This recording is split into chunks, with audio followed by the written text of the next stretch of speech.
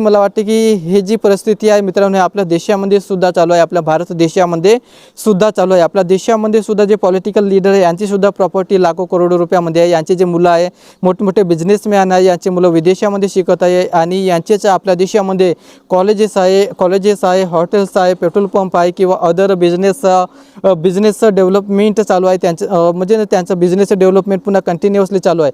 आणि याचं जे उदाहरण आपण आपल्या देशातील जे नितीनजी गडकरी म्हणजे road and transport and highways of minister आहे, यांची सुद्धा आपल्याला वाटत होते की हे जे नितीन गडकरी जे आहे हे समजून इमानदार नेता म्हणून आपण असं संबोधत होतो, पण त्यांच्याच प्रॉपर्टीचा आणि त्यांच्याच भ्रष्टाचाराचा आज खुलासा झाला।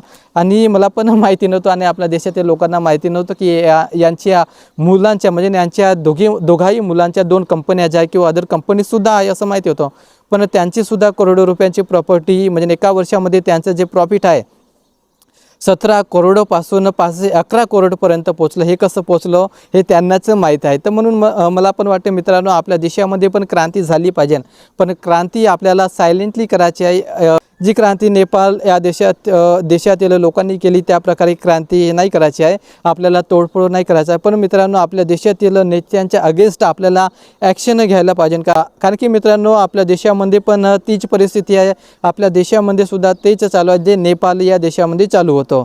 तर तिथे क्रांती झाली तर तीच क्रांती आपल्या देशामध्ये सुद्धा व्हायला पाहिजे असं मला वाटते, तरच आपल्या देशातील नेते लोकसुद्धा सुधरेल असं मला वाटते आणि आपल्या देशामध्ये पण ते जे कामं आहे ते सुरळीतपणे चालू राहील असं मला वाटते। तर तुमचं मत काय याबद्दल सुद्धा मला तुम्ही सांगायला पाहिजे। ओके, तर याबद्दल पुन्हा व्हिडिओज येणार, यामध्ये मी डिटेल्स इन्फॉर्मेशन तर शेअर केलेली नाही कारण की ही जी परिस्थिती आहे खरी परिस्थिती आपल्या देशाची सुद्धा आहे आणि आपल्या देशातील नेत्यांनी सुधारायला पाहिजे असं मला वाटते। तर चला भेटूया मित्रांनो नेक्स्ट व्हिडिओमध्ये।